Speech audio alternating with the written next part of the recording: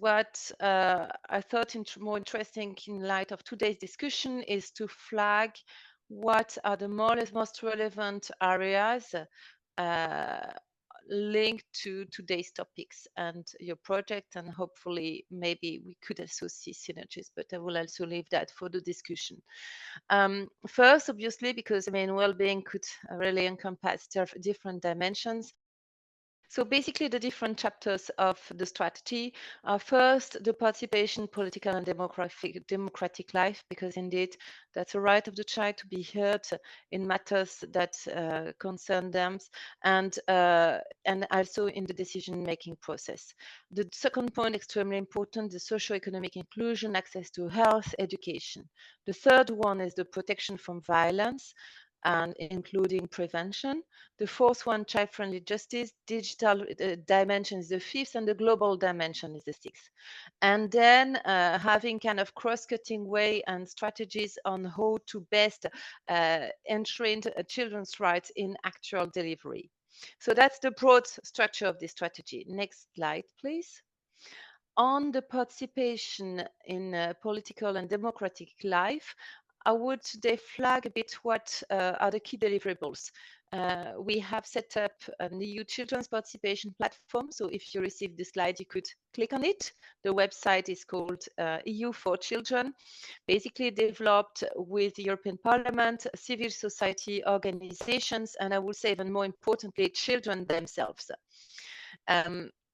And this platform is basically connecting existing mechanisms and councils at regional, national level, EU level, to really have the views on children on decisions that are taken at EU level, and also to support more child participation across the EU. For this, it's very important that the children also understand what we are doing. That's sometimes also a bit tricky for adults. So that's why, thanks again to civil society and children, the strategy was translated in a child-friendly version. And we also developed child-friendly guidelines. I would say that child participation is not limited to what we do with this platform. There are also a lot of actions that are done by colleagues more on the EU youth dialogues. Globally, there is also a youth action plan, because we really strongly believe that child participation should also be there, which is also kind of also liaising with this importance of asking directly children in the way they can understand, with trained staff, and to really link it to policy developments. Next slide, please. So the second one, so not just before, please. So it's on the socio-economic social inclusion, the right to education. So I think there is one, no, that is this one. Yeah, sorry. So there are some very striking figures. The one that you see on the screen, that basically 20% of children, so meaning below 18, experiment health problems, are unhappy and anxious. So there is really need to invest in mental health, in well-being, and basically also in what are the basic rights of children to be protected when they have special needs. So from the educational point of view, there is work that is done on that, notably what we call the pathway to school success. That is basically an overarching strategy on education, a global one that is built on three pillars, and notably the well-being one, which is fully part of an approach of bringing children to their best potential. Next slide, please. And I will also flag what colleagues are more specifically doing with an expert group on well-being at school, and notably in view of working with experts from all over Europe to work on guidelines by March next year on a global approach on well-being. And then based on this, there will be discussion with stakeholders. And what is covered is really broad in terms of curriculum, in terms of governance process, in terms of in multi-agency dialogue with social health service, with the different authorities that are concerned by well-being, and also the prevention of violence and cyberbullying is also very important. Not to forget about the teachers that have also to experiment, that are also experimenting very often, unfortunately, some issues. So next slide, please. And this already materialized with fact sheets. So if you get the slide, you would be able to click on the link, and then you can see very interesting material that might link with some of your work. And I see notably one on well-being in the digital age. So I would really encourage you to have a look, and maybe also inform colleagues about your project. So maybe to see if that could be like, there could be like some synergies. Next slide, please. Well, when we talk about social inclusion, certainly child poverty is a major issue. And for this, there is one specific action, that is the European Child Guarantee. It's basically to target the needs of the groups of children that are the most vulnerable and in needs, in poverty, with disabilities, in living in institutions.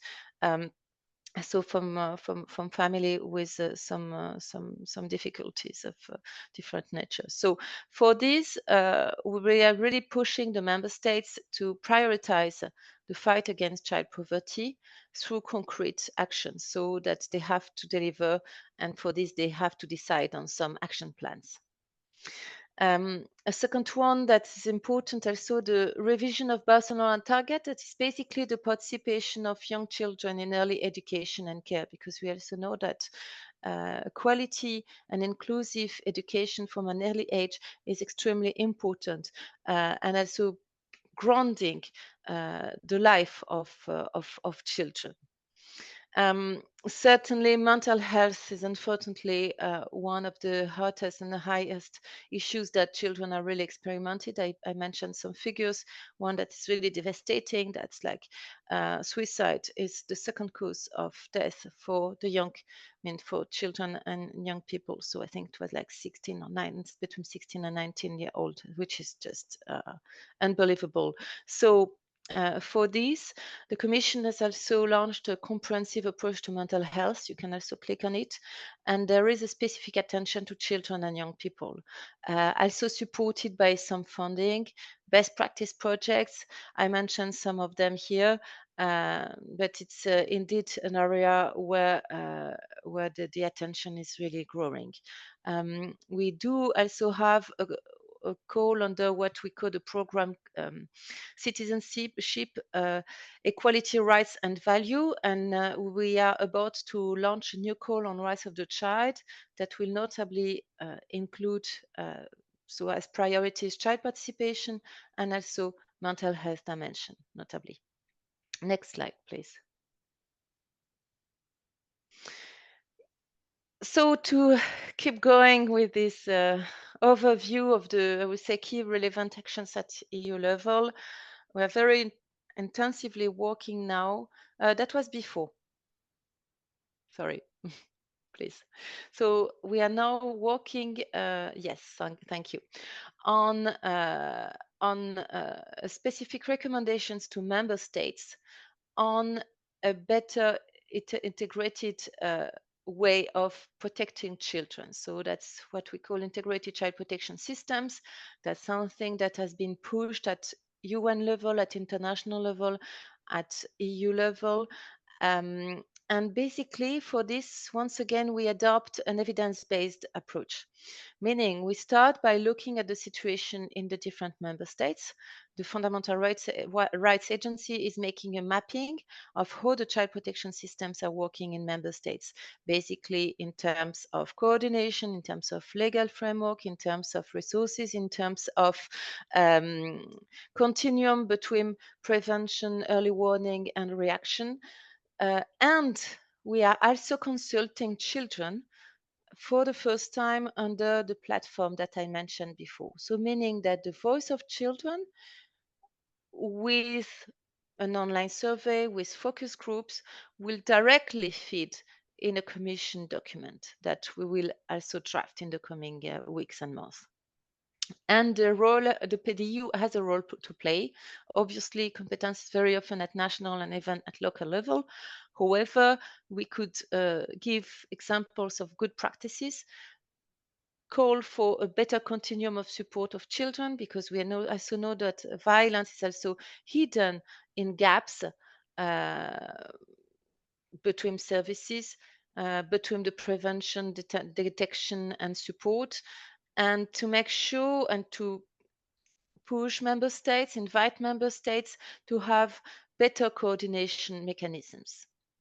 So that's a priority for the Commission for next year. So we aim to publish this document in the first quarter, so together with the study of the Fundamental Rights Agency.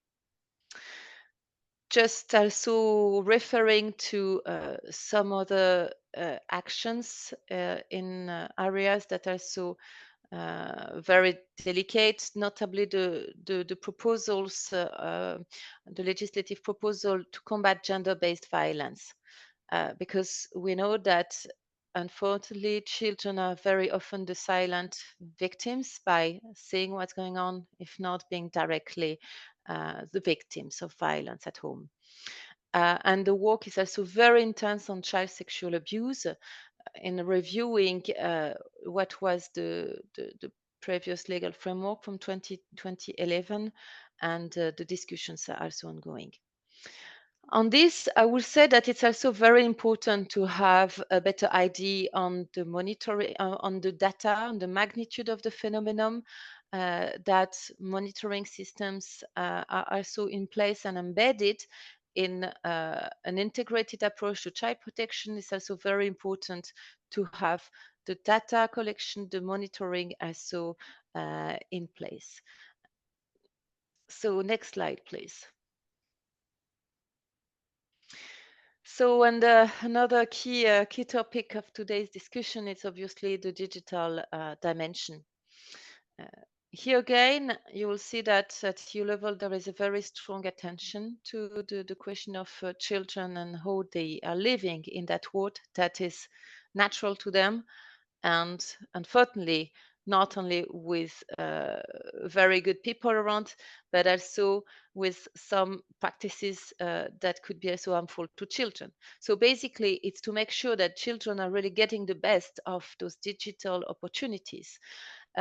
So for this, I would just flag three things. So the Digital Service Act, that has notably dimension on age appropriate design. Kind of key strategy is the Better Internet for Children, what we call the BIC. That is basically built on three principles: digital participation, empowerment of children, because children are so uh, the ones that are so driving the digital world, and certainly the ones also that could be also active in their own protection, and the protection dimension which is also needed to be kind of by design. But all of this is really explained in that document. And I mentioned it before, this proposed regulation on child sexual abuse.